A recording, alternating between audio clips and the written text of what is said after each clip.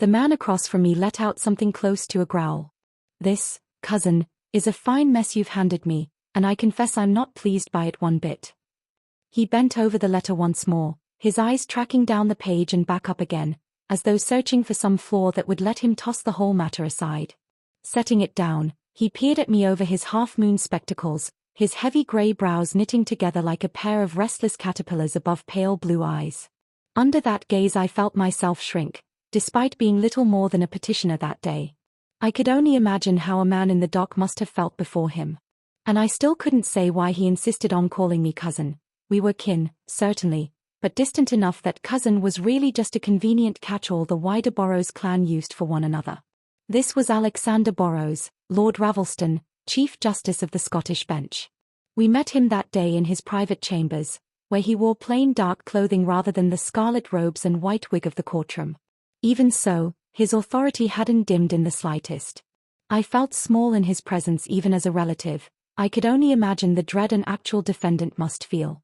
I had watched him preside once or twice, and it struck me that the bench was where he truly belonged, tall, broad-shouldered, made larger still by his official robes, his voice confident and direct, his English flowing yet salted with Scots expressions that lent him an air of menace as much as authority. Today, though, his words came slower, more deliberate.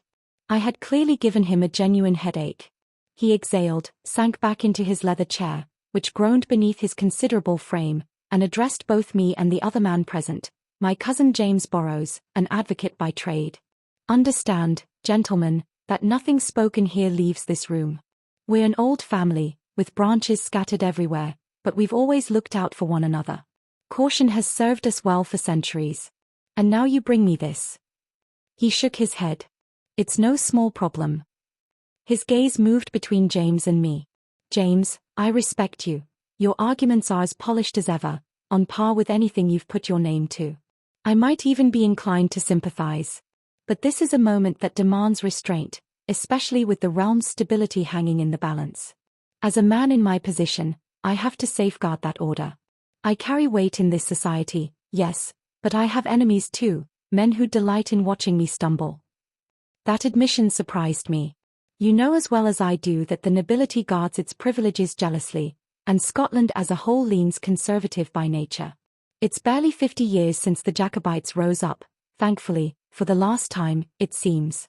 People crave stability, not unrest. With war against France raging, anything smelling of French politics will be met with deep suspicion. Look what their revolution has done, a king and queen executed, their aristocracy butchered." He grimaced. "We cannot allow even a whisper of that here. There may be things worth reforming eventually, but not now, and never carelessly." James cut in, leaning on family ties himself. He hailed from the Haddington branch, another distant relation, and like his father before him had built a respected career as an advocate in Edinburgh's High Court, known for his deep legal knowledge and persuasive speech. "I agree caution matters, cousin. But think of a kettle left on the fire. You can hold the lid down, but the steam beneath will keep building, and eventually it bursts free, more violently for having been suppressed. Steam is a formidable force." Alexander's expression soured at that. The political gap between them was no secret. James was an open Whig, while Alexander claimed neutrality but was, in truth, a committed Tory. As for my own leanings, I considered myself practical above all, willing to back whatever approach actually worked. "I see Mr. Watt's inventions have left their mark on your thinking," Alexander said dryly, "but we're discussing people and society, not steam engines." He was too well-mannered to sneer outright at a relative, but the dismissal was plain. I watched their exchange with real interest, even admiration, though I knew better than to add my own voice among such skilled orators. I was a businessman and landholder by trade, someone who preferred to weigh his words carefully, or better yet, put them on paper rather than speak them aloud. In a sense, this gathering was simply family business, since we were all bound together as members of the sprawling Borrows line.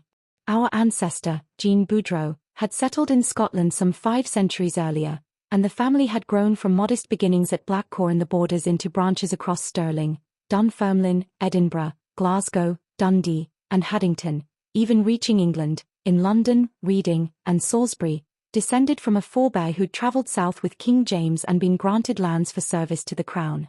Robert Burrows, Lord Hertford, now sat in Pitt's cabinet. I myself was John Burrows of the Sterling branch, not titled like some relatives, though I might fairly call myself a laird given my holdings, but content to think of myself simply as a man of business. Our family's prosperity came from generations of diligence, savings, and shrewd investment. I'd built on what I inherited, acquiring more property myself, and the rents and ventures that followed kept my household comfortable. But I never forgot that my fortune depended equally on my tenants and labourers, so I felt a duty toward them, wanting them fed, clothed, and housed properly. It wasn't pure charity. Contented workers tend to be steady, loyal ones. Like my own upbringing, I valued education highly, and so I funded the salaries of 2 schoolmasters to teach the children on my lands, much as learning had shaped generations of Burrows before me. I once spent a memorable afternoon with Mr. Dale, owner of the new Lanark Mills, discussing his approach to running a workplace that cared for its laborious welfare, much of it echoing my own convictions. Yet his mill, mechanized as it was, also represented looming competition for hand weavers, and one of the villages on my own land was home to such weavers. That was part of the trouble brewing. These weavers, it seemed, had taken particular interest in the ideals sweeping out of revolutionary France, perhaps stirred further by memories of the American uprising decades before.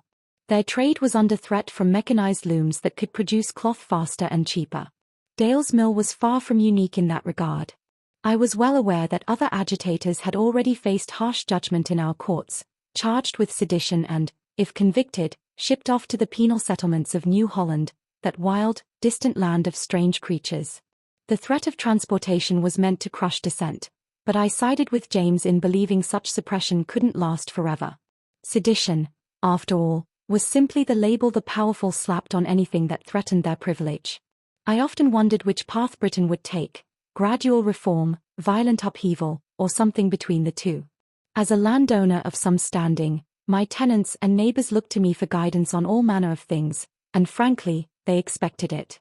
I didn't mind. I considered myself reasonably educated and open-minded, but I tried never to wield my influence carelessly, always aiming to act with both sense and compassion for those who depended on me. But I'm drifting from the matter at hand. My business in Edinburgh concerned a tenant of mine, Ezra Forrest, who'd landed himself in serious difficulty over his outspoken views. He was a striking young man, red-haired like his mother's side of the family. I'd known his mother Sarah for years and had watched Ezra grow into someone who spoke his mind freely, even as a child. His old schoolmaster, Mr. Chalmers, once told me Ezra required more discipline than most pupils, and our local minister, Mr. Robertson, mentioned the boy had a habit of asking uncomfortably sharp questions about faith and the church's role in society. The family attended the established kirk faithfully, though Sarah came from a more independent Presbyterian tradition, which explained Ezra's biblical name. I felt a mix of amusement, embarrassment, and genuine worry over what might become of him. The very education I'd helped provide had given him the confidence to question the established order so boldly. Mr. Robertson had even hoped to guide him toward ministry, and I'd offered to fund theological studies at university, but Ezra turned the offer down. Now his outspoken nature had caught up with him. Word reached me that he'd taken to arguing in favor of the French and American revolutionaries at gatherings in the village, criticizing the existing order openly. At a meeting in Falkirk, he'd stood and denounced the entire system outright. Had it happened closer to home, I might have managed to smooth things over quietly. But too many ears heard him that night, including government informants who reported his most inflammatory remarks. He was swiftly arrested and charged with sedition, his trial set for the Edinburgh High Court. The last thing I wanted was for Ezra to become a martyr in the public eye, that would only inflame matters further. Still, I felt for the boy. In my view, he simply needed to learn patience and restraint. Yet he now faced near-certain conviction, with transportation as the likely sentence, or worse, execution, by hanging or beheading, a possibility that chilled me to consider.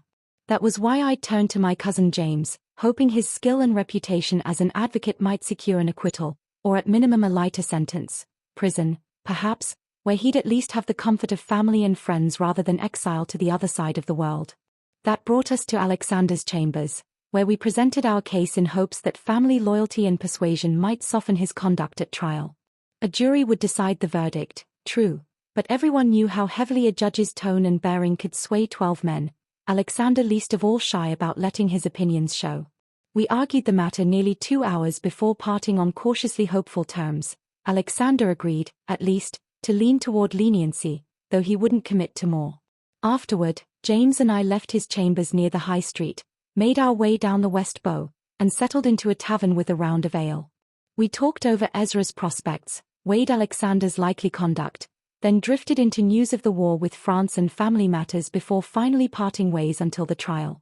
It was too late that night for me to make the journey home to Stirling. The road would take most of the following day regardless, so I accepted the hospitality of Alexander's sister Janet, married to the solicitor Henry Cossar, whose modest estate lay a couple of miles west of the city. James had offered his own lodgings, but his cramped quarters above his law office left little room for guests. The Cossars treated me well, and I caught up on family news. Janet's other brothers, Arthur working as an accountant in town, and Robert serving as a colonel with the Royal Scots Greys. Deciding my route home, I avoided the shorter crossing at Queensferry since my mare Bessie disliked water, choosing instead the longer road south of the Firth through Linlithgow and Falkirk, where I planned to stop for the night. The weather didn't cooperate. A steady drizzle set in under grey skies, dampening both the road and my spirits as Bessie trudged on miserably. Past Linlithgow, I passed coal workings and watched miners, men, women, even children, trudging home blackened with soot toward their wretched dwellings, bound to the pits almost like indentured servants. It struck me how poorly that reality matched the talk of liberty our politicians so freely tossed about, exactly the sort of injustice that gave revolutionary ideas fertile soil. That evening, warmed by a meal, a beer, and a fire at the inn, my spirits began to lift, until I noticed the fire itself burned coal. Home again, my family welcomed me back.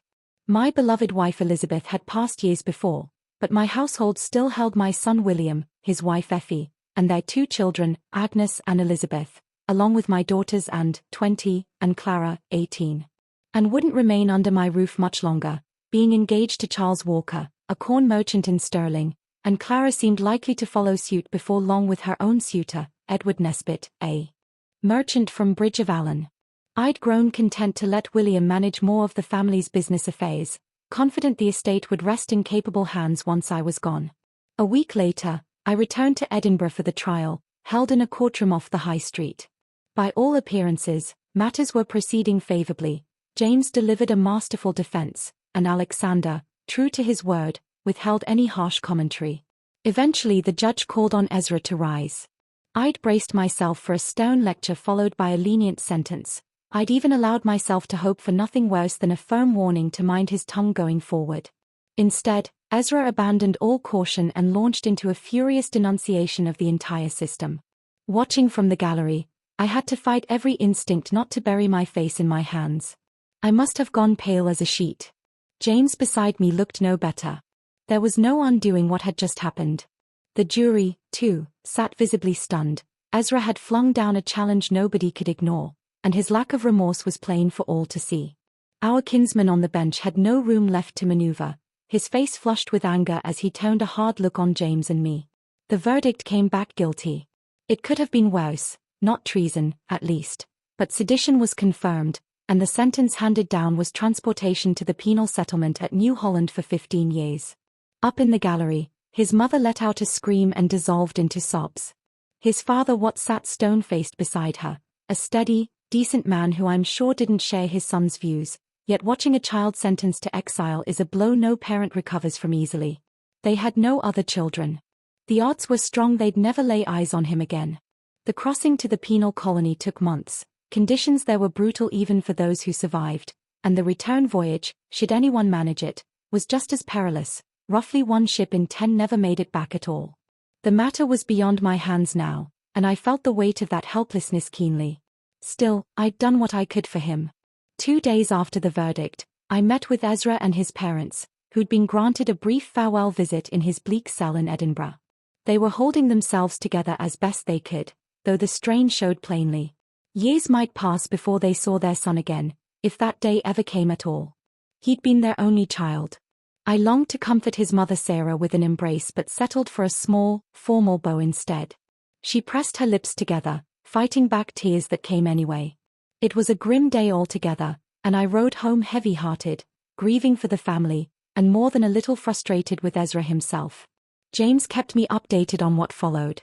Ezra was held briefly in Edinburgh before being moved to Leith, where he was placed aboard a small naval vessel bound for London. James later learned that from there, Ezra would likely be transferred to a larger convict transport carrying prisoners from across England, before the long ocean crossing to New Holland, a land said to be scorched and dry, crawling with venomous snakes and spiders, and home to natives wary of the newcomers. That wasn't all. The colony lay on the far side of the globe, about as distant from Scotland as one could possibly travel. It meant weeks at sea in a cramped, foul-smelling hold, almost certainly crawling with vermin, down through the Atlantic, across the brutal heat of the equator, around the southern point of Africa, and on into the Indian Ocean. I'd heard plenty of stories, too, of vessels wrecked along New Holland's rocky coastline. How does the lad seem to be holding up? I wrote to James.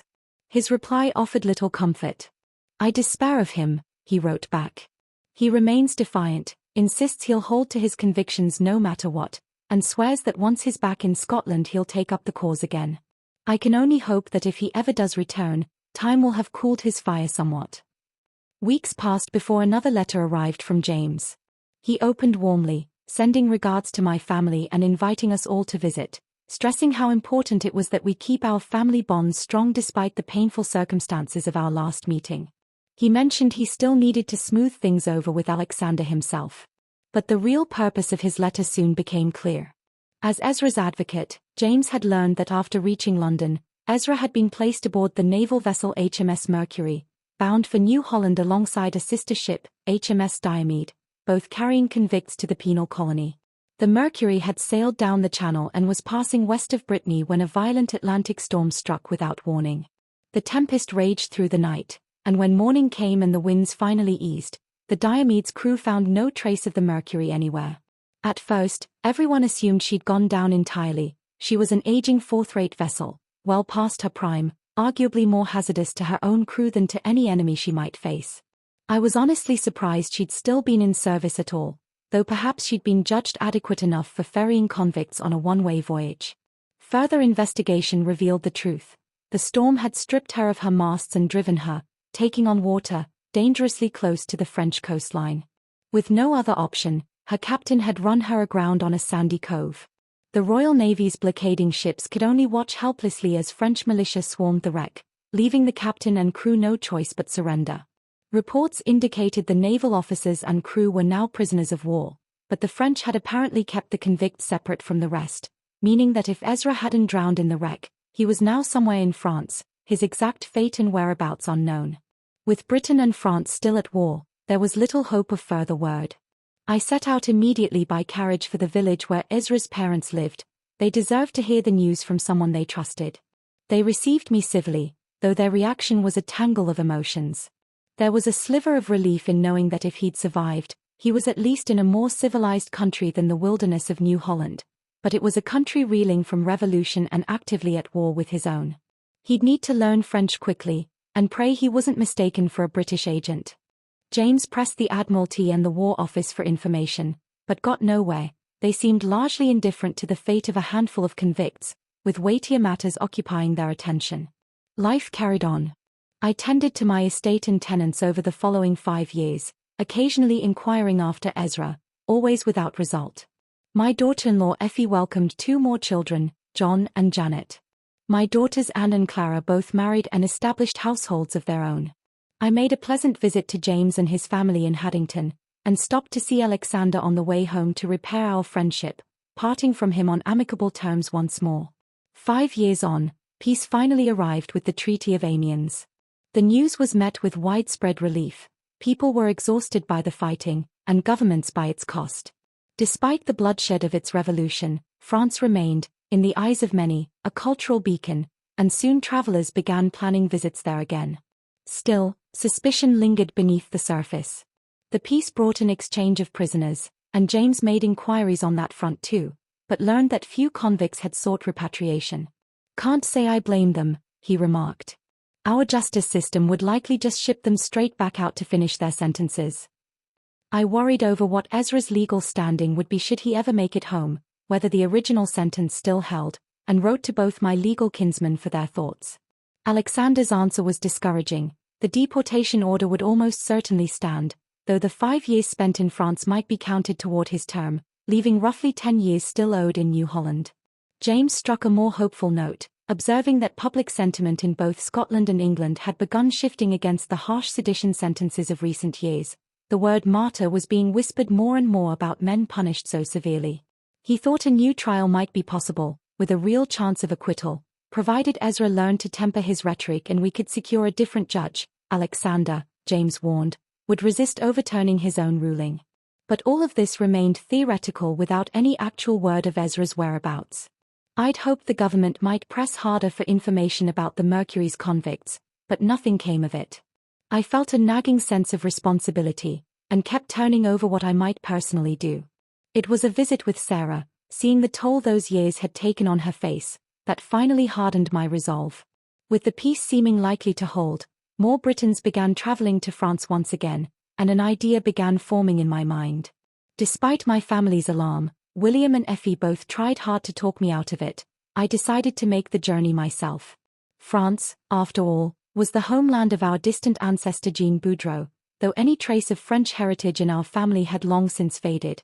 At home we spoke English thick with Scots dialect, same as the rest of the clan. My French was serviceable enough to get by.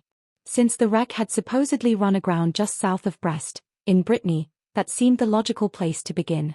Rather than crossing overland through England and then trekking across unfamiliar French territory, I thought of a better route, one that called on our family's connections. I wrote to the Glasgow branch of the Burrows family asking to visit and discuss the matter, strengthening ties while I was at it. They welcomed the idea warmly, if curiously, and I made the trip to see them.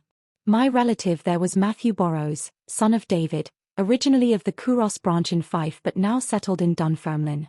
He'd married Marjorie Ferguson of Ayr, and the couple had 4 children, David, Thomas, Christine, and Alison. The elder David had founded a trading venture with the Americas, which struggled during the American War but flourished afterward, dealing mainly in cotton and tobacco. Matthew had taken over the firm upon his father's death. I enjoyed a pleasant supper with the family, trading news, and steered the conversation toward the trial and my history with Alexander and James, testing the waters for Matthew's sympathies. He seemed at least somewhat receptive to Ezra's plight, which encouraged me to make my proposal the next morning. Over breakfast, I laid out my plan, asking him to send a ship to Brest so I could search for Ezra and bring him home.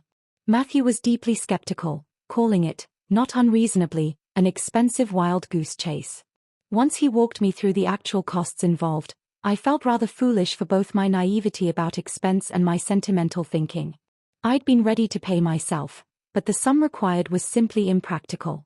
I thanked him, apologized for the imposition, and resigned myself to heading home the next day, somewhat deflated. But that afternoon, strolling along the Clyde and watching the trading vessels come and go, inspiration struck. Matthew was a businessman through and through. I needed an angle that appealed to his commercial instincts. That evening at supper, he raised the matter again himself. "Cousin, I've turned your request over in my mind once more. I'll be honest, I still think it's a fool's errand, but if you're set on pursuing it, I won't stand in your way further. The cost, though, remains the sticking point." "Matthew," I said, "I've been thinking as well. We may be at war with France, but demand for French wine hasn't gone anywhere. If anything, the shortage here has only sharpened people's appetite for it. Most who hoarded stock have surely run dry by now. You deal in wines and spirits, you know the market better than anyone. With peace restored, wouldn't it make sense to sail to Bordeaux, fill a hold with good French wine, maybe brandy too, and bring it home? There's real money in that." Matthew's eyes sharpened with interest. I pressed on. "And that'd be a French market hungry for Scottish goods in return. Wool, coal, salted fish, plus whatever you've got sitting in your warehouses from the Indies and the Americas. Tobacco, cotton, sugar, spices. After years of blockade, the French would snap all of it up." I was warming to the idea myself now, sensing the profit on both legs of the voyage would be exactly the sort of opportunity Matthew couldn't resist. "So if you send a ship to Bordeaux, it could drop me at Brest along the way, let me search for the lad, and pick me up again on the return leg. Hardly any detour at all." Matthew's eyes widened, then narrowed as he calculated the figures in his head.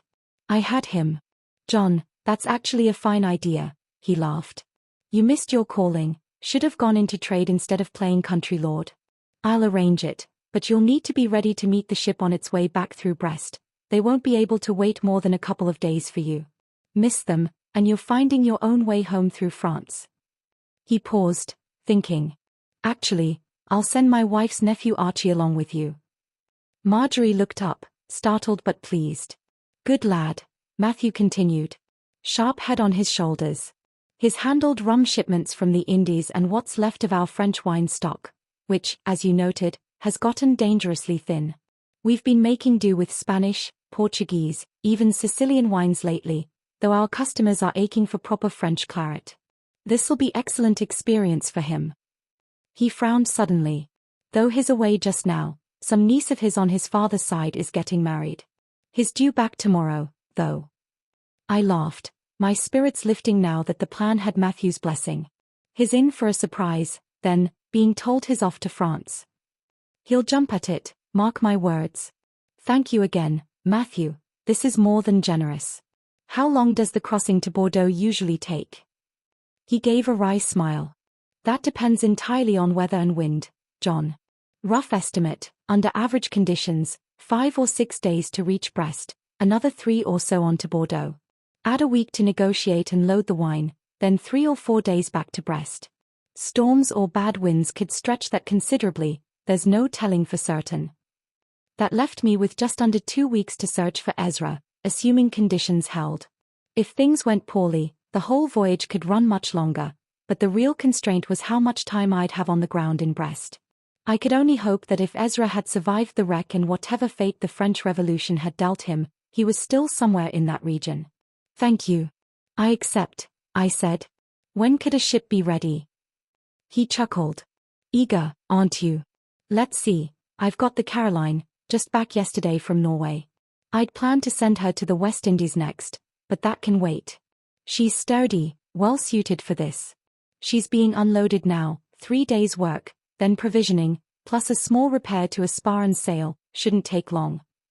What sort of vessel is she? A brigantine, good wide hold for cargo. He studied me, clearly expecting some informed comment, though I knew little about ship types. Call it 4 days before she's ready to sail. You'll share quarters with Archie and the captain, Jordi Schooler, an experienced hand. What do you need to settle before then? Suddenly everything felt urgent. I'll need to ride home and tell my family, gather some clothes and money, and I can be back within 3 days. I wasn't looking forward to the voyage itself, but this was something I had to see through. Matthew eyed me carefully. You're putting a great deal more effort into this than the situation seems to warrant. This Ezra Forrest, he's an agitator. Plenty of people would rather he stayed gone. And suppose you do find him, then what? He may not even want to come home. And if he does, his sentence is still hanging over him. What exactly do you intend to do? Let me worry about that, I said. Matthew gave me a wary look. John, I hope you mean to be careful. I want no part in anything unlawful. I assured him I would be, though privately I wasn't entirely sure what I was capable of. Ezra's welfare was what mattered most to me now. I left at first light the next morning for the Stirling Road, a long day's ride, though I paced myself, stopping at a tavern along the way to rest my mare with some oats while I had a mutton pie and ale. I'd done a great deal of travelling on Ezra's account by now, but felt it was mine to do. I reached home late that evening, and the next morning William was plainly exasperated when I told him my plans. What on earth possesses you to go traipsing off to France? It's dangerous, full of revolutionaries, our enemies, no less, and even then, there's barely a chance you'll find this troublemaker, a convicted man who, frankly, deserves to stay exactly where he was sent. He was one of our tenants, William. I feel a responsibility toward him and his parents. You know I've always preached that responsibility falls on us, you've heard it from me often enough. But surely even you can see this goes too far, too dangerous. I wouldn't be doing it if I didn't feel I had no choice, I added, somewhat weakly. I understood William's frustration. I had no doubt he'd carry forward the same principles I tried to instill regarding our tenants and workers, but what I was about to attempt must have struck him as excessive, perhaps even reckless. Maybe it was. But I had my reasons. I finished my packing, stuffing everything into a large, sturdy cloth bag. A rigid trunk might have served better, but since I meant to ride to Glasgow on horseback rather than by carriage, soft luggage suited my horse far better. I also unlocked a small chest and removed one of our family's most treasured possessions, a slim volume of spells, said to trace back to our ancestor Jean Boudreau himself. Every branch of the Burrows family kept its own copy. I had no clear notion of how I might use it, but it felt prudent to bring along regardless. Family legend held that those spells had proven their worth more than once over the generations. Effie was far less alarmed by my plans than William, even seeming a bit intrigued by the whole adventure. It occurred to me I ought to bring back some French trinkets for her and my daughters. As for my estate, my businesses, and the welfare of my tenants, I had no concerns whatsoever. William was steady and entirely capable, and as my heir, more than ready to manage things in my absence. My younger son Hugh was off serving with the Royal Navy, having been infatuated with seafaring life since boyhood, forever absorbed in tales of naval battles. I'd never been comfortable with his choice and had argued hard for a safer path, but eventually relented and purchased him a midshipman's commission. He'd served on a ship enforcing the blockade of France, and his latest letter brought news of a promotion to lieutenant, along with word that his frigate was being reassigned to the Mediterranean. The thought of renewed conflict with France did little to ease my worries for him, but it was the life he'd chosen. There was one more thing weighing on my mind. I was soon to become a grandfather again, Effie being several months along, and I hoped fervently to be home in time for the birth. I spent the next morning finishing preparations, but first walked to the kirkyard to visit my late wife's grave, laying down a small posy and offering a quiet prayer. "I have to do right by the boy," I murmured. "I hope you understand." I also stopped by Ezra's parents' home, finding them both hard at work at their looms. They offered me water and listened as I explained my intentions. Sarah's expression crumpled into grief, and she broke down in tears. I nearly reached to comfort her myself, but stepped back and let her husband do so instead. He seemed uncertain whether a handshake was appropriate between us, so I spared him the awkwardness with a simple pat on the shoulder. After embracing William, Effie, and the grandchildren, I set off the next day astride my horse Jock, bound for Glasgow, arriving at Matthew's house that evening. The following morning, Matthew drove me by carriage to the docks at the Brumalore, where the Clyde teemed with merchant vessels of every size, flying flags from across Europe, even a pair of American ships unloading sugar. The Caroline herself proved larger than I'd expected, and rather impressive. Matthew brought me aboard and introduced me to Captain Geordie Schooler, a stocky, grey-bearded man with a face weathered by years at sea. I could feel him taking my measure, no doubt wondering why he'd been saddled with a passenger like me. Moments later, another young man joined us, Matthew's nephew, Archibald Dixon, who oversaw the firm's wine and spirits trade. "I figured I'd send along someone who actually knows good wine from bad," Matthew said, and Archie colored slightly at the compliment. He couldn't have been more than 24, and I was somewhat surprised at the responsibility entrusted to one so young, though I trusted Matthew's judgment. Geordie gave him the same appraising look he'd given me. Before long the crew had assembled, sails were loosed, and we cast off, easing cautiously downriver as the Clyde widened around us. I found myself taken with the bustling trade visible along the banks, busy boatyards and wharves everywhere, before the scenery shifted to open countryside, fields, and woodland. Later, the captain pointed out Dumbarton Castle perched on its rocky outcrop, not unlike the fortresses at Edinburgh and Stirling. Then, almost without my noticing, the river opened into the sea, the shoreline retreating, and we turned south. Near the end of that first day, Geordie gestured toward land to the east. "The Mull of Galloway, your last glimpse of Scotland till we're homeward bound." He'd noticed me watching it. "Don't fret, though. My mate Jock here knows these waters well. Clear sailing into the Irish Sea ahead, so long as we don't run afoul of the Isle of Man." It was meant as a joke, though it did little to settle my nerves. That night I dined with the captain, his mate Jock Crichton, and Archie. The more I spoke with the young man, the more impressed I became. He joined the company at 16 and clearly understood its workings inside and out, though he peppered the table with endless questions on everything else. The ship's construction, her rigging, navigation, the sextant, the chronometer. This was his first voyage, and his curiosity knew no bounds. Geordie found it amusing at first, then warmed to the topic, explaining its importance. "Navigation's come a long way," he said. "Nearly 100 years back, there was a terrible disaster near the Scilly Isles. You'll see them soon enough. 2,000 men lost. That's what finally pushed the Admiralty to take proper navigation seriously. When Archie asked about the chronometer specifically, Geordie explained its role in calculating longitude. Took better than 60 years to perfect one, he added with a wry twist of his mouth. But rest assured, Mr. Burrows, I intend to steer well clear of any trouble. You'll be safe enough with me. The food was decent, washed down with passable wine, and we even enjoyed some fresh meat, though I suspected that luxury wouldn't survive the crossing, and would be reduced to salted provisions if weather delayed us. That night, folded awkwardly into a narrow cot, I wondered how long it would take to adjust to shipboard life, though I'd only need to endure it a few days. The gentle roll of the vessel, occasionally more pronounced, kept me aware of my surroundings, but I slept reasonably well regardless. The voyage proceeded smoothly down through the Irish Sea, Geordie calling out landmarks along the way, the Irish coastline, the Isle of Man, glimpses of Wales, then the Scilly Isles. When the ship gave a harder roll than usual and I commented on it once I'd steadied myself, Geordie nodded. Open sea now, nothing between us and the Americas. Next land we sight will be France. We're well into the channel. He studied the sky. Southwest wind means some tacking ahead, figure at least a day to make Brest, weather permitting. Land appeared the following morning. That's Brittany, Geordie announced, France's coast jutting out into the Atlantic. Should take 3 or 4 hours to round the headland. Brest itself sits in an inlet just beyond, but there are islands scattered about, and I don't fully trust these charts. We'll swing further west before turning east to be safe. We soon spotted fishing boats, then larger vessels, including a brig flying American colors moored at a wharf. Our ship eased cautiously into harbor and found an empty berth. Flying British colors as we were, our arrival drew immediate, uneasy attention, and it wasn't long before officials appeared on the dock, flanked by a dozen soldiers bearing muskets and hostile expressions. The official demanded to know our business.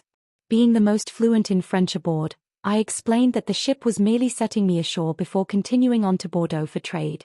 But you yourself are remaining here, why? He pressed. Yes, with your permission. I'd be grateful for any assistance or direction you could offer. He didn't object outright, so I descended the gangplank with my bag in hand. Bonjour, citoyen. I am John Burrows. I'd be grateful for your help. Help with what, exactly? He eyed me with deep suspicion, though I was plainly just a middle-aged man, unarmed and harmless-looking. He led me to a nearby building draped in the tricolor, into a room cluttered with ledgers and nautical charts, gestured me to a chair, and sat across from me, suspicion etched across his face. 2 armed guards glared at me as though I posed some grave threat to the Republic. Well, monsieur, state your business in Brest. I explained the wreck of the Mercury, and my wish to learn the fate of the convicts aboard her. Once I've made my inquiries, I'll be on my way. He leaned back. Ah yes, I recall that wreck, happened some 5 kilometers south of here. Little remains of the ship now, scavengers picked it clean long ago. That was 5 years past. A great deal could have happened to those men since. I understand, but I still wish to learn their fate. They were convicts under transport. Is there someone who might help me trace them? He hesitated, clearly eager to pass me along to someone else. Colonel Pay oversees matters here. I believe his men were involved in taking custody of those from the wreck. Though, forgive me, Monsieur Burrows, this seems an extraordinary effort on behalf of a convicted man, does it not? I have a particular interest in him. He worked my land, and I'm making these inquiries on his parents' behalf, their only son. Our courts found him guilty of sedition. The man's mouth curled into something like a smile. Ah, transported for wanting a free society, was he? Inspired by our glorious revolution, perhaps. He was baiting me, but I simply shrugged. I can't speak to his politics. There's something unusual in this, he said, but I'll let the colonel decide.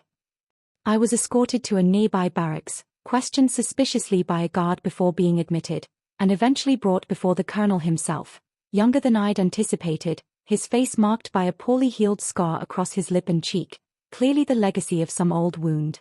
Ah, yes, Monsieur Burrows, I recall it. About 5 years back, the ship wasn't seaworthy to begin with, and the storm drove her ashore.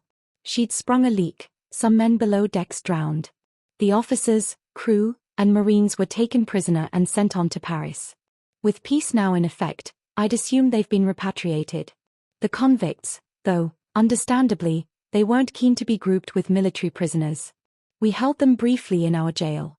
Some were offered freedom in exchange for joining our army, most declined. I listened closely, his speech slightly distorted by the old scar. Colonel, do you have names? Records of where they were sent? Let's see, monsieur, or citoyen, as we say here now. Whichever you prefer, Colonel. He retrieved a ledger from a cupboard and leafed through it. Here, a record of those we took into custody. The name you're seeking. Ezra Forrest. He nodded, and I felt a surge of relief. Yes, here he is. You'll be pleased to know he survived. All these men were initially held in our local jail. He turned several more pages. That group, 43 in total, was later transferred to another prison, in Landeno. Roughly 24 kilometers from here. 3 or 4 hours travel. Would they have records there as well? Of course. This is France, we keep proper records. Could you direct me there, Colonel? He studied me carefully. You claim your name is Burroughs. Our two nations have been at war for over a decade, and may be again before long. Now you arrive wanting our cooperation on some questionable errand. I cannot simply allow you to roam the French countryside unsupervised. Perhaps you're a spy. It wasn't so long ago that we faced brutal fighting in the Vendée, reactionaries rising against the Republic. How am I to know you're not here stirring up similar trouble? He was searching for grounds to expel me, or worse, detain me.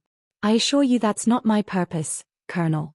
Send guards with me if you wish, I'd welcome it. The moment I've learned this man's fate, I'll gladly leave France behind. I'm as glad as anyone that our nations are no longer at war. He regarded me intently, as if trying to read my intentions directly. Finally, he exhaled a long breath. I hope I can trust you. As it happens, I have business to send to Landeno tomorrow regardless, so I can provide you an escort. For now, there's an inn near the wharf. I suggest you get a proper meal and some rest, then be ready at 8 tomorrow morning. There's a stable there if you need a horse, unless you'd rather walk. We'll see you to Landeno. The Caroline had already departed by then, leaving me entirely on my own in France. I'd have suspicious soldiers watching my every move, but at least they knew the roads, sparing me the risk of blundering about unfamiliar countryside and drawing further suspicion. It was a better outcome than I'd dared hope for. The inn proved comfortable enough, the food surprisingly good. I wasn't much of a wine connoisseur, but what was served with my meal went down easily. I hoped Archer's negotiations in Bordeaux were proceeding well, and found myself thinking the French I'd met so far were friendlier than I'd expected. 2 soldiers collected me the next morning, courteous enough, if still wary. They rode horses while I bounced along in a poorly sprung cart. We reached the prison by afternoon, and after fielding yet more questions, I was finally brought before its governor, Paul Lamine, another veteran of the wars, missing much of his left arm and fitted with a hook in its place. He, too, consulted his records before looking up. Yes, we held them here for some months while sorting the political dissidents from the common criminals. The dissidents posed no real threat to France, so they were eventually released on parole. The criminals were sent on to a prison near Paris. Now, let me check the rest. Ah yes, the young man Forrest, he was released. He had some skill in weaving, so we directed him toward families in the trade. He may well still be among them. I was getting closer, though it turned out those weavers lived in a village called Gardenac, another 10 kilometers down the coast. More travel lay ahead, but I had no intention of stopping now. Before I could ask for directions, the governor shook his head. Monsieur, you may not travel further without an escort. I sighed but agreed readily enough. Send a guard, then, I'm willing to cover the cost. You're a determined man, Monsieur Burroughs. Very well, I'll assign someone to accompany you. Another delay, though a reasonable precaution on their part, and it meant continued protection along the way.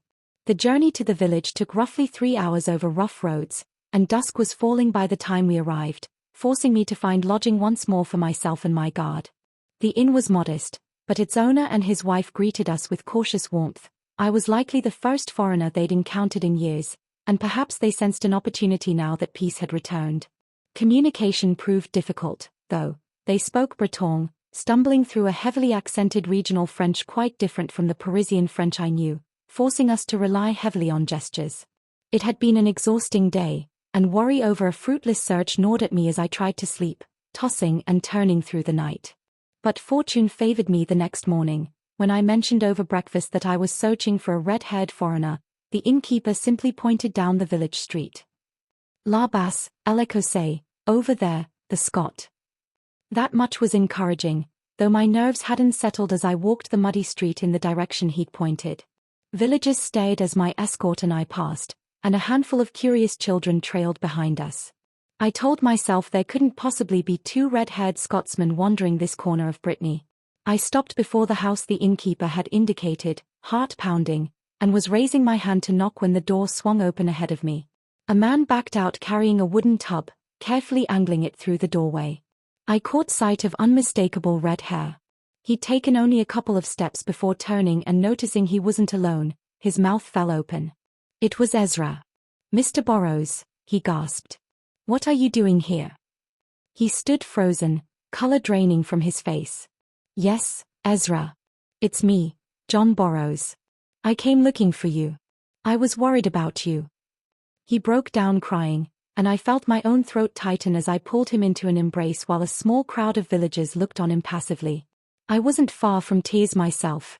Wiping his face, he apologized. "Forgive me, it's just seeing a familiar face, hearing a Scots voice, after all this time." It didn't take long before he asked why I'd actually come. "I'm not entirely sure myself," I admitted. "I think I simply needed to know you were alive and well, so I could tell your parents, and help, if I'm able." There was more to it than that, of course, but he didn't need the full truth just yet. "It's safer here than aboard that transport ship, certainly, but my life is awfully narrow. I'm not meant to leave this village. Still, better than slaving away on the far side of the earth, I suppose. Most of the French folk here barely leave their own villages either. But I miss my parents. I miss home. Do you want to return to Scotland? If you do, I can take you, assuming the French allow it. I've wondered about that, if the chance ever came, but I won't go back to being a prisoner. That hulk they called a prison ship was misery itself. A man died before we ever hit the storm, and others drowned below decks when she went down. I'm not happy here, but I'm not eager to trade one cage for another. Ezra, the political winds may be shifting back home. There's a real chance we could appeal your verdict, or secure a new trial, but you'd need to hold your tongue this time." He shook his head, rueful. "I've no objection to that now. I was too bold, too defiant. I see that clearly after watching what's happened here. Tens of thousands dead, guillotined or shot. They called it the Terror, and it was little better than anarchy. Most of those killed were entirely innocent. Even in this village, 2 people were dragged off and executed on nothing more than some neighbor's jealousy, no real trial at all. There was a moment I feared I'd be next. Revolutions give every bully free rein. Things have steadied somewhat now that Bonaparte's taken charge, but I'm not convinced the common people are any better off than before it all began. So much bloodshed for so little gained." I clapped him on the shoulder, glad to see his temper cooling. "What have you been doing here, all this time?" "Working for a weaver, Noel Lagadec, and his wife Marie. I've actually picked up some new techniques from them. They don't pay much, but I've a small room and they feed me well enough. The rest of the village still eyes me with suspicion, so I've made no real friends. Yes, I do want to go home." "Then come back with me." I explained how I'd reached him, and that Matthew's ship would return to Brest within the week, bound for Scotland. "Yes," he said. "I'd like that very much." As we talked, I turned over the problem of how to conceal him once we returned. The fewer people who knew of his return, the better, and even then, someone might recognize him eventually. My own estate offered some cover, but word travels. I considered placing him among other Burrows households, even the English branches, where a Scottish servant would raise no eyebrows, especially with a beard grown to alter his appearance. But there was another option too, far more drastic, and far more effective. Ezra said his goodbyes to the Lagadecs, an unexpectedly emotional parting given how decently they treated him. From there, it took 2 days to make our way back to Brest, where we took rooms at the same inn as before. I worried the ship might have already come and gone without me, but the innkeeper assured me no English vessel had arrived. Still uneasy, I confirmed it with Colonel Pay himself. No, Monsieur Burrows, you're not stranded here. I take it you found your man, he asked. Remarkable luck. Yes, one of the convicts, and he survived. He's been working with weavers in a village nearby, treated fairly well by all accounts, but he wishes to return home, and I intend to take him. He's certain of this? He was a convict, after all. What happens to him once you're back? I don't know yet. I'm hoping to see his sentence commuted, or secure a retrial. I wish you luck. You're a determined man, Monsieur Burrows. Thank you, Colonel. There remained one more matter. Remembering the women waiting for me at home, I asked the Colonel's advice on a gift. He laughed heartily, and something like genuine friendship settled between us. Even in uneasy peace, we must never forget our ladies. Brest is small, but there's a woman here, a former Paris milliner before the revolution. I'm certain she'd relish some creative work. Our Breton women dress rather plainly, you understand. See if she'll make some proper Parisian hats for your family. I did wonder, briefly, whether you might be a spy, but no spy worth his salt would hide behind millinery as a cover story. Madame Flack, the milliner, was delighted by the commission, if a touch flustered by it. 2 days later I collected 3 lovely silk hats. Feeling I'd built genuine rapport with the Colonel, I thought of one more way to express my gratitude. I retrieved the little book from my pack and returned to see him. Colonel, forgive my mentioning it, but that scar, it's quite disfiguring. He bristled slightly, then nodded. An Austrian musket ball. 2 centimeters the other way and I wouldn't be standing here. Still, I survived. I know something of medicine, Colonel, unconventional methods, but effective ones. I believe I could lessen that scar considerably. Would you allow me to try? He gave me a skeptical look. You fancy yourself a surgeon. But he shrugged. In that particular way only a Frenchman manages, and I opened the book and began reading aloud. What is that? Just reviewing the instructions, to be certain. Now, allow me. The actual power lay in the words of the healing spell itself, though I made a show of gently working my hands over the scarred flesh as if the gift were mine alone. He winced, cried out once, and within minutes the skin began visibly knitting and smoothing beneath my fingers. By the end, only the faintest pale line remained. He touched it cautiously, then rushed to a wall mirror and let out a roar of delight. Turning back to me, he said, Monsieur Burrows, this is uncanny, but I'll not complain, and neither will my wife. My thanks. You're still awaiting your ship? Yes. Then safe travels home. You and the young man may board freely. Given what you've just shown me, perhaps France is better off without you in it. He smiled. My soldiers won't trouble you on your way out. 2 days later, relief flooded through me as the Caroline arrived and tied up at the wharf. French soldiers watched but made no move to interfere as Ezra and I boarded. Colonel Pay gave a parting wave. Captain Geordie greeted me warmly as I brought Ezra aboard. Successful trip, I take it, Mr. Burrows? And this is? Mr. Thompson, I said quickly, then launched into an account of my travels. Very fortunate to have found him. Geordie studied me a moment. I won't pry for the whole story, Mr. Burrows, but I gather this young man would prefer to stay out of sight. You clearly have an interest in him, and given your connection to my employer, I'll keep my questions to myself. Thank you, Captain. And your trip? I asked Archie. He beamed.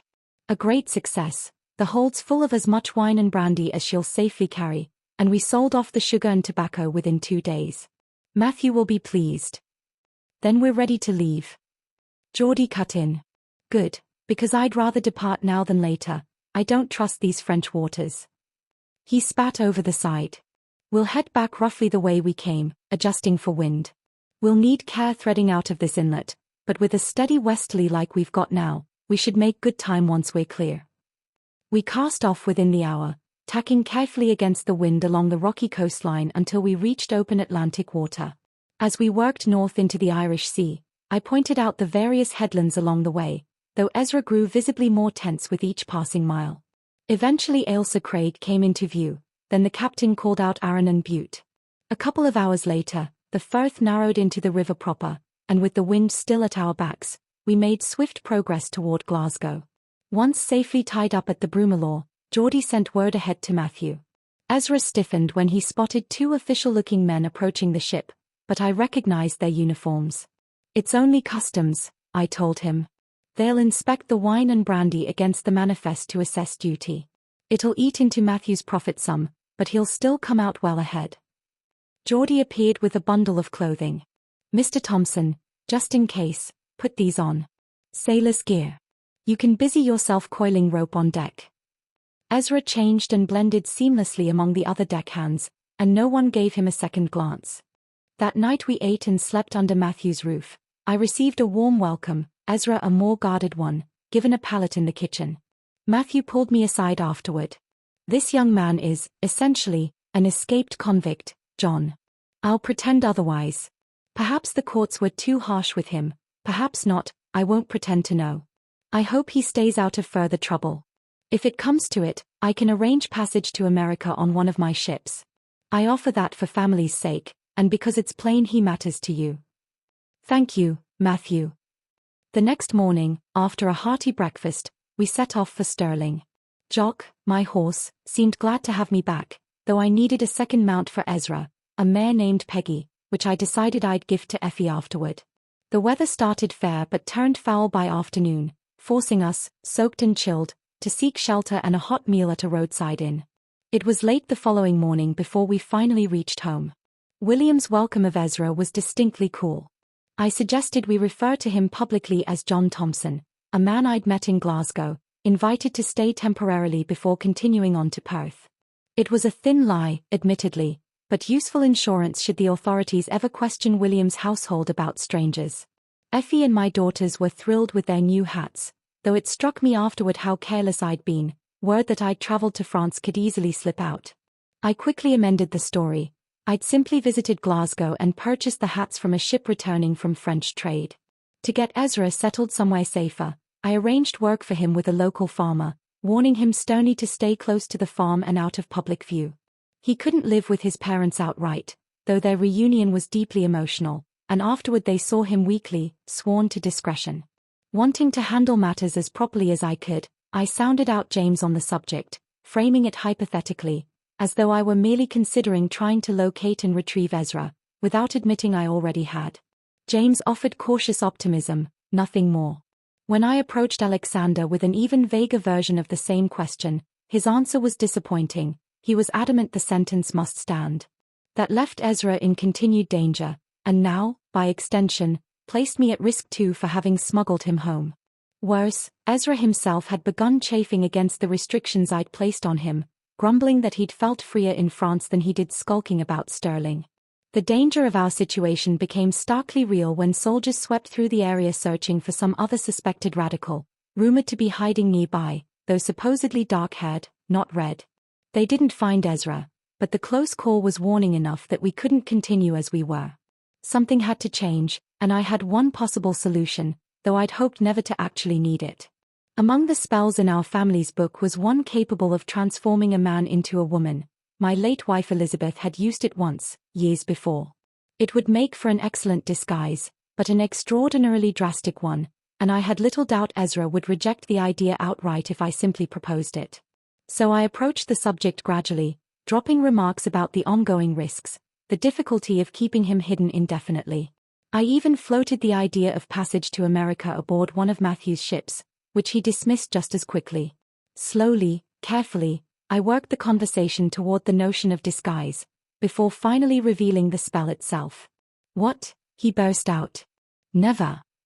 Just as I'd anticipated, he was utterly horrified, refusing to believe such magic could even exist. It took nearly 3 more months of him straining against his confined life before his resistance began to crack. What finally shifted him was news of fresh trouble in Glasgow, more radicals jailed, others transported. If the authorities ever caught up with him, his fate would be identical. I can't keep living like this, he admitted. I understand, Ezra.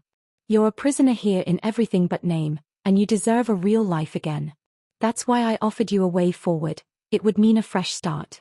It won't be easy at first, but family accounts say that within a few months, you'd come to accept it, even find contentment in it. Just to be safe, though, I think it's best you go to Matthew's household in Glasgow, perhaps as part of his staff. You could return to weaving if you liked, though the mills are squeezing hand weavers harder every year, and wages haven't kept pace. Difficult, even dangerous work these days. I'd rather suggest something else, a position as a maid in Matthew's house. You'd be among people I trust, who'd help guide you through it. He sat in silence for a long moment. How does it actually work, this change? My heart ached for him, broken as he clearly was, but short of smuggling him out of the country entirely, we had few other options left. There are words written in the little book. Spoken aloud, any man who hears them is transformed into a woman, and a beautiful one, by all accounts. The same holds true for women who hear it, should that ever apply. It doesn't happen all at once, mind, no flash of lightning or anything dramatic. You'd fall into a deep sleep while the change takes hold, and wake roughly a day and a half later. Where did such a spell even come from? I couldn't say. Family legend holds it's been passed down for centuries, but its origin before that is a mystery. The words aren't Scots, English, or French. Not any language I recognize, truthfully. Could I ever change back, if I needed to? Yes, there's a counterspell, should you find you can't adjust. I need time to think on this. I wouldn't even know how to carry myself as a woman. That's precisely why the position as a maid would suit you well. You'd learn the everyday rhythms of a woman's life naturally, surrounded by people willing to teach you.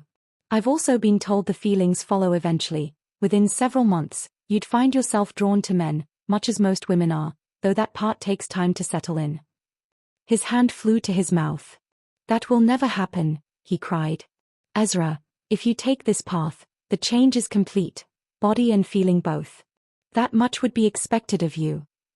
I need to think about this. It would prove a transformation beyond anything either of us could fully prepare for. If Ezra still harbored doubts, another search settled the matter, this one targeting him specifically. Somehow word had leaked that he'd returned to Scotland. His mother had been visiting relatives, and I suspected she'd let something slip without meaning to. William was livid when our house was searched, furious that I'd dragged the family into such danger. I apologized, embarrassed, and he eventually came around, though my own shame lingered. It confirmed beyond doubt that something had to be done immediately. The farm where Ezra had been hiding was searched too, but he'd spotted the soldiers approaching in time to slip into a hiding spot I'd had built into the wall beside a fireplace, just in case. That night I brought him to my own house, exhausted and desperate. I made clear there was no other path left, the spell was the only remaining option. Broken as he was, he finally agreed. I suppose it has to be done, he said quietly. I needed a woman's assistance for the process, so I turned to Effie, something I probably should have confided in her about long before now. She moved through skepticism, then horror, then genuine fear as I explained the book's nature, but ultimately agreed to help. I'd heard whispers about this book, she admitted, but never truly believed them. Now I suppose I'm about to see for myself. She mentioned other spells within it too, for healing wounds, fevers, even deformities. My late wife Elizabeth had used the book before, always with great care, and since Effie would eventually inherit it herself, it seemed wise for her to grow familiar with its workings now. I found myself increasingly grateful to have Effie as a daughter-in-law, lively, sharp-minded, quick with humor, a fine balance to William's more serious, occasionally somber temperament. Heavily pregnant as she was, I wondered whether she'd even want to risk involvement. To my surprise, she was eager to try, though clearly nervous once I told her the spell would affect her too, however mildly. What? I don't want to change, she cried. Effie, trust me, what happens to you will be nothing compared to Ezra's transformation, and I think you'll be pleased with the result. You're certain? Yes. Now, make sure I'm out of earshot when you read it to him. Don't be alarmed by strange sounds, they're simply how it works. You'll need to read the words yourself. I'll wait outside. She gave me a mischievous grin. So you're worried you might end up with a mother-in-law instead of a father-in-law? 2 minutes later she called me back in. Both she and Ezra stared at me, worried. John, I read exactly what you gave me, but nothing's happening, Effie said, clearly irritated, as though she suspected I'd played some elaborate joke on her. Don't worry, it takes a little time to take hold. Then what happens? We wait. Though after 3 minutes passed with nothing visible, my own nerves began to fray.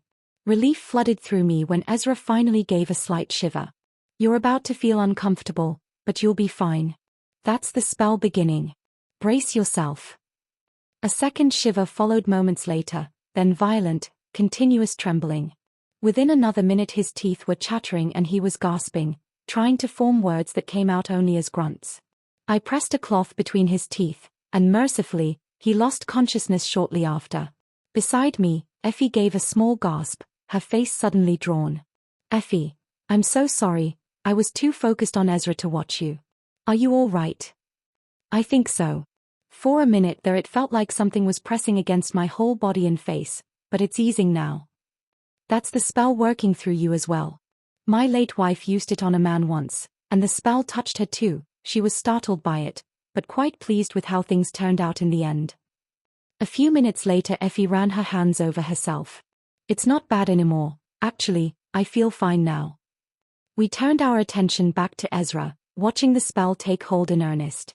I'd never witnessed it firsthand before, and together Effie and I watched his body ripple and shimmer beneath wave after wave of change.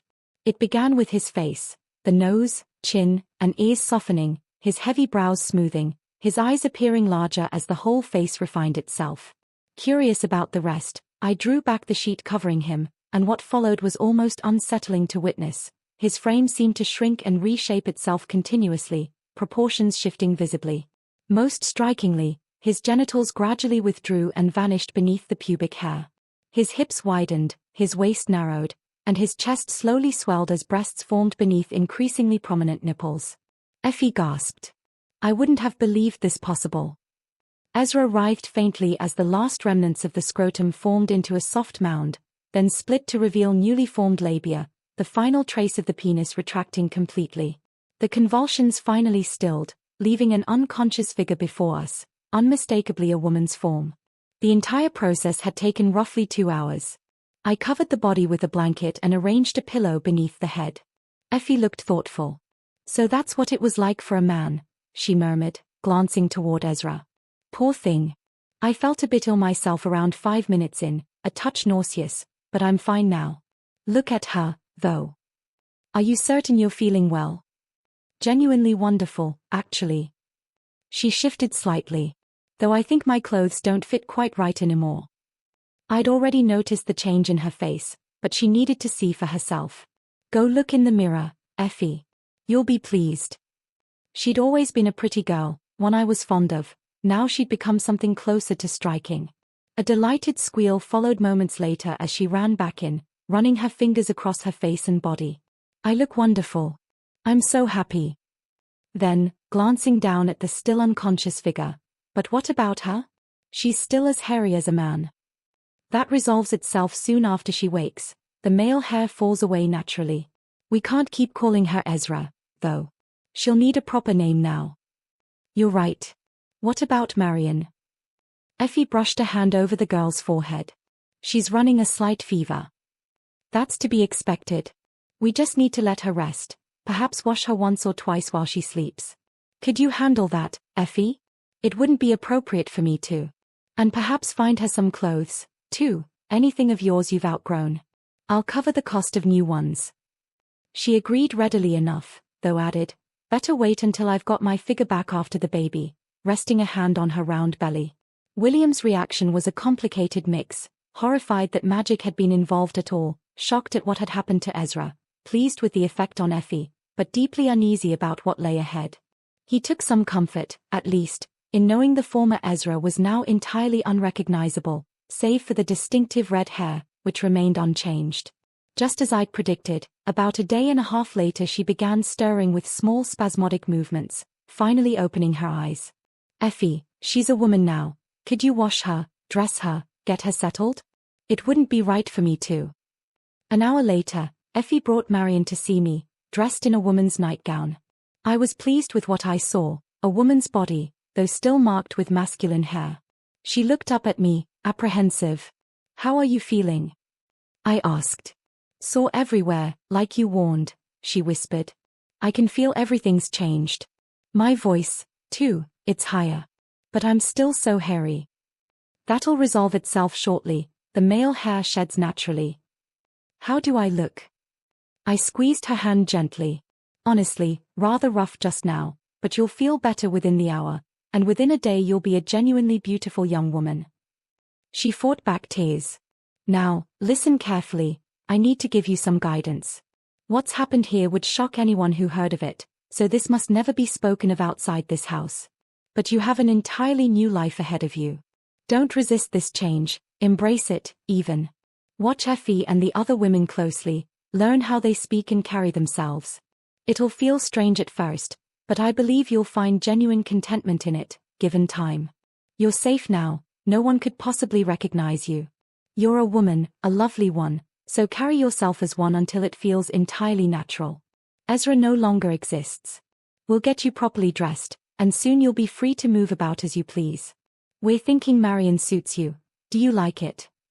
She shrugged. I suppose so. Has this been done before? Not by my hand personally, but my late wife performed the change once. The book holds other spells too, for healing illness and injury. It's been a Burrows tradition for generations, though we generally prefer it stay in women's hands. As you can imagine, we keep all of it strictly secret. I'm grateful, truly, but why go to such lengths for me? You're risking a great deal. I feel a certain sympathy toward you. A personal interest. You and your parents were my tenants, I added, somewhat hurriedly. What happens now? We'll give you a day to recover, remove what remains of the male hair, then get you safely away from here. To be cautious, I'm taking you to Glasgow, to my relative Matthew.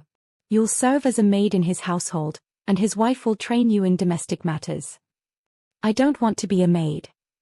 Perhaps not, but it's an excellent way to learn what you'll need to know, with people watching over and guiding you. Factory work would be harsh, possibly dangerous. Farm labor's no easier. Just give it a fair try. If you truly hate it, I'll help find something else. We left the following day, this time in my small carriage, Marion quiet throughout the journey, still wrestling with her new reality. We reached Matthew's house before nightfall, having arranged everything with him in advance. He and Marjorie welcomed her cautiously, placing her promptly under another maid's supervision and giving her a small garret room. I won't pretend I'm comfortable with this, Matthew told me privately, but I'll grant that disguising Ezra this way is about as thorough as it gets. I suppose it keeps him, well out of trouble. Your wine scheme made me good money, John, and I'm grateful for it, so I'll see this through. Before leaving, I pulled Marion aside. You're safe here. Apply yourself, learn what you can. As for your future, within several months, I expect you'll have fully accepted your new body and found real happiness in it. If not, I can reverse the change, though that would put you back in danger. In that case, we'd look at smuggling you to America, likely aboard one of Matthew's trading vessels. I'm tired of boats, she murmured. I struggled with what to tell Sarah and what, eventually settling on the partial truth that Ezra was hiding in Glasgow, omitting the transformation entirely. A month later, Effie delivered safely, a boy named James. 3 months after that, a letter arrived from Matthew. He opened with warm regards before turning to business. Several more voyages to Bordeaux had proven profitable, and he thanked me for the original suggestion, though French officials were growing increasingly hostile toward British trade, and it seemed Napoleon's policies were edging toward shutting Britain out of European commerce entirely, unacceptable to a nation so dependent on trade, and contrary to Britain's long-standing aim of preventing any single power from dominating the continent. The Treaty of Amiens, Matthew suspected, was merely a pause before renewed conflict. I thought immediately of Hugh, serving aboard his frigate, and hoped he'd remain safe. On a happier note, Matthew reported that Marion, awkward at first, had settled wonderfully into the household, more a member of the family now than a mere servant, helping with cooking and the children alongside her regular duties. Then came an unsettling moment that ultimately proved how convincing the disguise truly was. Alexander had paid them an unexpected visit while in Glasgow for a trial, and there'd been no time to hide Marion away. He'd met her without raising any suspicion at all. In fact, he'd seemed quite taken with her, which Matthew found richly ironic. Marion admitted afterward she'd been terrified throughout the encounter. Matthew confessed he had been too. But Alexander showed no flicker of recognition, and they'd all breathed easier for it. A further letter some months later brought even better news. Archie, whom I'd met during the voyage, had been given increasing responsibility at the firm and had become a frequent visitor to Matthew's home, though it was plainly Marion he came to see rather than family business. The attraction between them had been obvious from their very first meeting, and Archie soon found endless excuses to call. Both Matthew and Marjorie were delighted, considering Marion a fine match for him. I was deeply pleased by all of it. Everything seemed to be falling into place. Marion had embraced her new life fully, even welcomed the attentions of a suitor. But there remained one more person who deserved to know the truth: Marion's mother, Sarah. I visited her on a fine afternoon, and we sat outside with some ale. Her husband had passed only weeks before, leaving her alone, one less person, at least, to be shaken by what I had to tell her. My deepest condolences, Sarah. He was a good man. Thank you, Mr. Burrows, sir. Sarah, I chided gently, there's no need for that. Call me John. I dreaded what came next, but pressed on regardless. Sarah, I have news to share, and I'm afraid it will sound dreadful at first. Understand that everything I did was to save Ezra. She tensed immediately. What is this? You said he was in Glasgow. Is he in trouble again? There's more to it than that, Sarah. You know the Burrows family stretches back centuries, my own branch in Stirling just one limb of it. Each branch keeps a copy of an old book. Please, hear me through, a book of genuine magic. She regarded me as though I'd lost my senses entirely. Magic? Spells. One spell within it can transform a man into a woman. I used it on Ezra. He is now a young woman we've named Marion. What? She shot to her feet. That's monstrous. Horrible. Call it what you wish, but it spared Ezra from prison, from transportation, possibly even from death. And you should know, she's become a beautiful young woman, with a lovely temperament besides. Sarah's shock dissolved into sobbing, then quieter sniffles. I know you'd never lie to me, John, never hurt me, you're a caring man. Where is she? Serving as a maid in my cousin Matthew's household in Glasgow, under his wife Marjorie's guidance. She's accepted her new life fully, even her feelings have shifted along with everything else. Matthew tells me she's fallen in love with a young man there. Sarah's hand flew to her mouth as fresh tears came. I held her briefly until she pulled back. John, I can scarcely take all this in, but might I see her? I think you should. I'll arrange it. She rested her hand on mine for a moment. John, you're a good man. Thank you for everything, even if I can hardly credit it. It was my duty to protect Ezra. Hush now. What, and I never had children of our own, so in a strange way, thank you for giving me a son, even if I find I have a daughter instead. That's no small gift either. You've always taken such interest in them. You've done everything you could. But we keep this between us, always.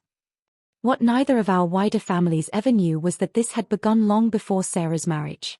As a young man, I'd known her when she served as a maid in my parents' household, already engaged to what? One day, almost by accident, we found ourselves alone together, a playful touch, a push meant in jest that turned suddenly into something neither of us expected, an overwhelming, unplanned passion neither of us could check. Afterward, stunned by what our impulses had led to, we agreed silently never to speak of it again. Soon after, Sarah married only to discover she was carrying my child. She refused my offer of marriage outright, insistent that the truth remain buried to spare us both a devastating scandal. So it stayed hidden, Ezra's true parentage known to no one. I married my own dear Elizabeth a year later and built a genuinely happy life with her, though I quietly kept watch over Ezra's upbringing from a distance, the secret known to neither family. So Sarah and I had once had a son together, now, in an unexpected turn, a daughter instead. She longed desperately to meet her new daughter properly, so I arranged for Marion to visit under the guise of chance, my own family none the wiser as to the real reason. The two women embraced in tears when they finally met. Marion wore a fashionable high-waisted gown, looking entirely at ease, elegant, genuinely lovely. I felt real satisfaction watching her, and from what Matthew had reported, a good match with Archie seemed likely. Their reunion was a moment of pure, tearful joy. A month later, a letter arrived from Alexander. He sent his regards to the family, mentioning he'd just returned from another visit to Glasgow, where he'd presided over the trial and sentencing of 2 murderers. While there, he'd also called on Matthew, Marjorie, and their family, and had the pleasure of meeting Archie's new bride. Archie, it seemed, had mentioned the trading voyages to France, including the fact that I'd accompanied one of them to Brest, the very port, Alexander noted pointedly, near where a Royal Navy convict ship had run aground some 5 years prior. He confessed surprise that I'd never mentioned the trip's true purpose to him, recalling too my earlier hypothetical inquiries about the legal standing of returned convicts. He'd also met Archer's new wife, a striking redhead named Marion, whom he recalled meeting previously at Matthew's home, where she'd seemed unaccountably nervous in his presence. This time, though still occasionally demure, she carried herself with far more confidence, skillfully steering around any questions touching on her past. He could only assume something significant had occurred in her life at some point. And then, almost in passing, he mentioned remembering my concern for a former tenant, and the considerable power held within a certain book long in our family's keeping. Though surely, he added, such thoughts were merely fanciful imagination, best left that way. He closed with warm regards, signing himself affectionately, Cousin Alexander. It was clear enough that Alexander had likely puzzled out the truth, or near enough to it. Archie evidently hadn't been warned to stay quiet about the journey, but it seemed mercy and family loyalty had won out over Alexander's usual strict devotion to the letter of the law. Of course, no one would have believed the actual truth regardless, and pressing the matter further would only have exposed him to his own political rivals. As for me, I found myself visiting Sarah more and more often, and once a full year of mourning had passed, I asked for her hand in marriage. To my great joy, she accepted. I left the house to William and his growing family and moved into a smaller, perfectly comfortable home with Sarah. We make occasional trips to Glasgow, ostensibly to visit Matthew, though in truth it's Marion and her own growing family we go to see. I've often wondered whether Archie ever connected his wife to the red-haired passenger called Mr. Thompson who'd sailed home with us from Brest all those years ago, or whether Marion has ever found the courage to share the truth of her extraordinary story with him. But the subject has never once come up between us.